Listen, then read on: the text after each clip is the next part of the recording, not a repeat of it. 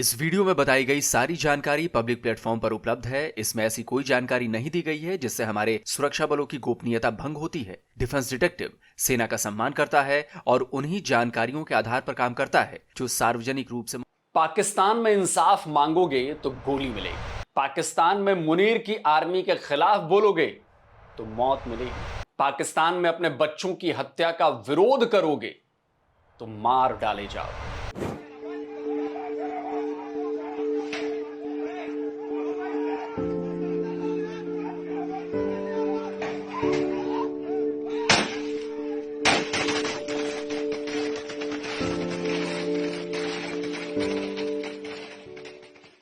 बारूद के ढेर पर बैठा है पाकिस्तान और उस बारूद के ढेर में आग लग चुकी है। बलूचिस्तान से लेकर खैबर पख्तूनख्वा तक में इस बारूद का ये जो ढेर है ये फटने वाला है। खैबर पख्तूनख्वा में पाकिस्तानी आर्मी ने अंधाधुंध फायरिंग कर 7 से अधिक बेगुनाह पश्तूनों को मौत के घाट उतार दिया है और इसके बाद शुरू हो गया है एक नया बवाल, बहुत बड़ा बवाल। इस बवाल की शुरुआत कैसे हुई आपको वो बताता हूं। 22 जुलाई को खैबर पख्तूनख्वा के टांक जिले के रगजाई गांव में पाकिस्तानी आर्मी की मोटार फायरिंग में 2 बच्चों की जान चली गई। ये दोनों बच्चे अपने घर से पैदल पास के मदरसे में पढ़ने जा रहे थे, लेकिन रास्ते में ही मोटार की फायरिंग के वो चपेट में आ गए। दोनों मासूमों की मौत ने गांव वालों के अंदर गुस्सा भर दिया, उनके गुस्से को भड़का दिया। गांव वालों ने अपने बच्चों की मौत को कोलेटरल डैमेज मानने से इनकार कर दिया। उन्होंने इसे हत्या करार दिया है। गांव वालों का कहना है कि आर्मी ने जानबूझकर रिहायशी बस्तियों पर मोटार दागे थे। तो भड़के गांव वालों ने पहले टांक साउथ वजीरिस्तान रोड को जाम कर दिया। लोगों की मांग थी कि दोषी फौजियों के खिलाफ फौरन कार्रवाई की जाए।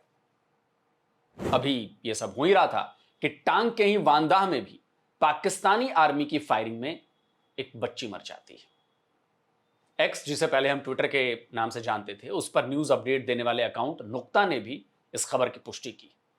तो हुआ ये कि बच्ची के घर वाले उसकी लाश को लेकर पाकिस्तानी आर्मी का विरोध करने पहुंच गए।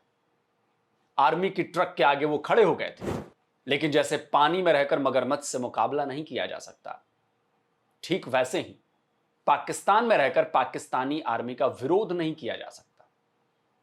फिर ये तो बेचारे निहत्थे गांव वाले थे जो अपने बच्चों के मारे जाने पर वैसे ही टूटे हुए थे, दुख में थे, दर्द में थे। ना तो आर्मी ने उनकी बात सुनी और ना ही वहां के लोकल एडमिनिस्ट्रेशन ने। फिर रविवार को भड़के गांव वाले प्रदर्शन करते हुए फ्रंटियर कोर के कंपाउंड के बाहर पहुंच गए और वहां पर नारेबाजी शुरू कर दी। लेकिन आम लोगों का आर्मी के खिलाफ प्रदर्शन करना मुनीर के जो फील्ड मार्शल है, मुनीर के फौजियों को रास नहीं आया।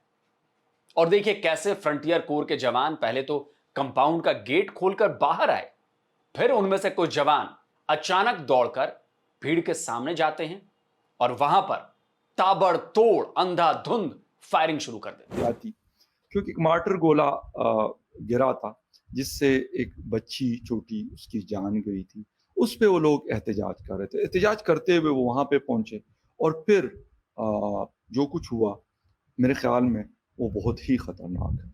वहां पर फोर्सेस की तरफ से लोगों पे फायरिंग की गई है और फायरिंग के नतीजे में मुख्तलिफ मुतज़ाद इतलात आ रही है। कोई 5 लोगों की जाने की बात करें, कोई 6, कोई 7 और कोई 8। इस फायरिंग में मौके पर ही कई लोगों की जान चली गई। निहत्थे लोगों पर पाकिस्तानी सेना की फायरिंग से लोग और भड़क उठे।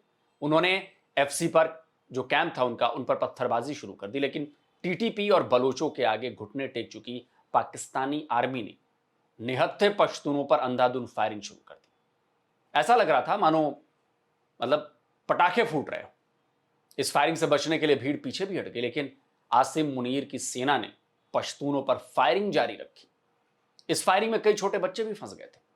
किसी तरह उन बेचारों की जान बच सकी। और गजब की बात देखिए कि पाकिस्तानी फौज की इस बर्बर फायरिंग और हत्याकांड को छुपाने के लिए पाकिस्तान की सरकार ने इस इलाके में इंटरनेट को बंद कर दिया। तो वो तो बताया कर रहे थे बुनियादी तौर पर सिक्योरिटी फोर्सेस के जो ऑपरेशंस हैं उसमें जो सिविलियंस की जानें जा रही हैं, उनकी जानें खतरे में हैं, उसके हवाले से मुजाहरा कर रहे थे और वीडियोज़ हर तरफ वायरल हैं। और आप देख सकते हैं कि किस तरीके से लोग गेट के सामने खड़े मुज़ाहरा कर रहे हैं, निहत्थे हैं, उनके हाथ में कुछ नहीं है और उनकी जानिब से नारे लगाए जा रहे हैं, गुस्से में हैं और लेकिन दूसरी जानिब जो फ़ौजी वर्दी में मलबूस अफ़राद हैं, वो भी आगे से जवाब दे रहे हैं और थोड़ी देर बाद उनमें से चंद फ़ौजी बाहर निकलते हैं और वो डायरेक्ट फायर करते हैं हुजूम पर जो दूसरी तरफ खड़ा है और वहाँ पर वो मुज़ाहरा कर रहा है। इसके नतीजे में इत्तलात तो शुरू में थी ही नहीं, उसकी वजह ये है कि मकामी हुक्काम ने फ़ौरन जब ये वाक़या हुआ, तो सबसे पहला काम जो किया गया वो ये कि यहाँ पर इंटरनेट और सेल फ़ोन की सर्विस को मुकम्मल बंद कर दिया गया, ताकि इत्तलात बाहर ना जाएँ। लेकिन यह खबर दबी नहीं। नेशनल मीडिया को भी आखिरकार अपनी आर्मी के इस खूनी कांड की कहानी छापनी पड़ गई। लेकिन इस रिपोर्टिंग में भी कहीं भी सच्ची बात नहीं लिखी गई, गोल गोल घुमाकर बात की जाने लगी। कहीं भी मारे जाने वालों की जो गिनती है वहां पर कहीं कम बताया गया, तो कहीं पर यहां इस गोलीकांड के लिए निहत्थे पश्तूनों को ही जिम्मेदार ठहरा दिया गया। लेकिन आर्मी की गलती नहीं कही गई। मरने वालों की संख्या 7 हो गई है जब तक ये वीडियो बना रहा हूं। मामला बढ़ा तो पीएम शहबाज शरीफ ने अफसोस जताकर खाना पूर्ति कर दी। वहीं खैबर पख्तूनख्वा के सीएम ने मारे गए परिवार के जो मारे गए लोग हैं उनके परिवारों को 1-1 करोड़ रुपए के मुआवजे देने का ऐलान किया है। इसके साथ ही वहीं आर्मी के खिलाफ जिरगा भी बुलाया जा रहा है। बताया जा रहा है कि इसमें आर्मी का भी एक सीनियर ऑफिसर जो है वो शामिल हुआ था। ऐसी कुछ रिपोर्ट्स हैं जो कि सरकारी तौर पे नहीं है, लेकिन सहाफ़ियों ने वहाँ पे शरीक की है और मुझे भी वो मिली है कि एक फौजी ब्रिगेडियर के साथ कबायली मशरान का एक जरगा हुआ है और उस जरगे में उन्होंने कुछ मुतालबात पेश किए हैं। कुछ मुतालबात को तस्लीम किया गया है, जिसमें जो आज का वाक़या है उसकी तहकीकात का जो मुतालबा किया गया था।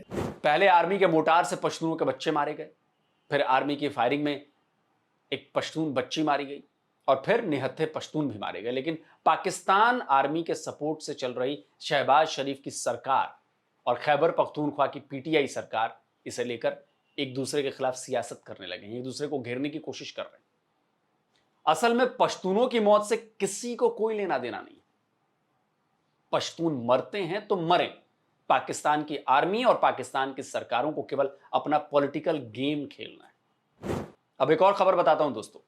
खैबर पख्तूनख्वा में पाकिस्तान की आर्मी बच्चों की मौत का जो इंसाफ मांग रहे थे पश्तून, उन पर गोली चला रही है, तो दूसरी तरफ टीटीपी के लड़ाकों ने बन्नू के नुरार एरिया में भी बड़े हमले को अंजाम दिया है। हालांकि केपीके की पुलिस का दावा है कि इस हमले को नाकाम कर दिया गया, लेकिन ये हमले रुक नहीं रहे हैं। हमने आपको बताया था कि कैसे खैबर पख्तूनख्वा में टीटीपी के आतंकी हाईटेक तरीके से पाकिस्तानी फौज और पुलिस को निशाना बना रहे हैं। दोस्तों, मैंने वीडियो की शुरुआत में ही कहा था कि पाकिस्तान के खैबर पख्तूनख्वा के साथ साथ पाकिस्तान ऑक्युपाइड बलूचिस्तान भी बारूद के ढेर पर बैठा हुआ है। देखिए, जिस जाफर एक्सप्रेस को बलूच लड़ाकों ने हाईजैक कर लिया था, एक बार फिर उस ट्रेन को टारगेट किया गया है। सुल्तान कोट और जैकबाबाद के बीच पटरी पर ब्लास्ट कर इस ट्रेन को डिरेल कर दिया गया। इससे पहले 24 जुलाई को भी सीबी के पास बोलन मेल को पटरी पर धमाका करके डिरेल कर दिया गया था। और इतना ही नहीं, बलूचिस्तान में लगातार हमले हो रहे हैं और पाकिस्तानी फौज केवल मासूमों और पीसफुल प्रोटेस्ट करने वालों को टारगेट कर रही है। उसका आर्मी चीफ विदेश घूम रहा है, उसके प्राइम मिनिस्टर को कुर्सी बचाने के सिवा और कुछ चीज नजर नहीं आ रही है। जान की कोई कीमत नहीं है वहां पर। लेकिन इसमें कोई दो राय नहीं कि खैबर पख्तूनख्वा और बलूचिस्तान का यह बारूद का ढेर बहुत जल्द बड़े धमाके के साथ फटने वाला है। और जिस दिन यह धमाका हो गया, उस दिन यह धमाका पाकिस्तान को भी कई टुकड़ों में बांट देगा। अब इस बात की गंभीरता को पाकिस्तान के लोग, पंजाबी पाकिस्तान के लोग खासकर समझते हैं कि नहीं समझते हैं, लेकिन यकीन मानिए, वन फाइन मॉर्निंग किसी दिन खबर आएगी। क्योंकि यह जुल्म कब तक बर्दाश्त किया जाएगा? ये जो पश्तूनों को मारा गया, ये कब तक? और जो बलोचों को मारा जा रहा है, वो कब तक? दोस्तों, इस वीडियो को लाइक करिए, इस वीडियो को ज्यादा से ज्यादा शेयर करिए, ताकि पाकिस्तानी आर्मी का ये क्रूर चेहरा ये पूरी दुनिया देखे कि देखो ये अपने ही बंदों के साथ क्या कर रहे हैं।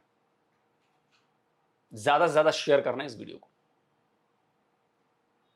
और जिन दोस्तों ने अभी तक डिफेंस डिटेक्टिव को सब्सक्राइब नहीं किया तो भाई आपसे आग्रह है, अनुरोध है, चैनल को सब्सक्राइब करिए और साथ में बेल आइकन जरूर प्रेस करिएगा और ऑल नोटिफिकेशन ऑन करना मत भूलिएगा, क्योंकि जब भी हम कोई वीडियो अपलोड करेंगे तो ऑल नोटिफिकेशन अगर ऑन रही आप पे तो उसकी नोटिफिकेशन आपके मोबाइल पे पहुंच जाएगी कि एक नया वीडियो हमारे चैनल पर अपलोड हुआ है। तो जल्दी मिलता हूं एक और नए वीडियो के साथ। नमस्कार, जय हिंद। तो अगर आप चाहते हैं मुझसे बात करना, मुझसे कोई सवाल पूछना, तो फैन कॉल पर आप मुझसे कनेक्ट हो सकते हैं। फैन कॉल में ये सुविधा है कि आप अपने हिसाब से वहां पर जाकर टाइम स्लॉट बुक कर सकते हैं कि आपको फलाने दिन मुझसे बात करनी है, फलाने टाइम पे मुझसे बात करनी है। लेकिन ये भी बता दूं कि ये पेड सर्विस है,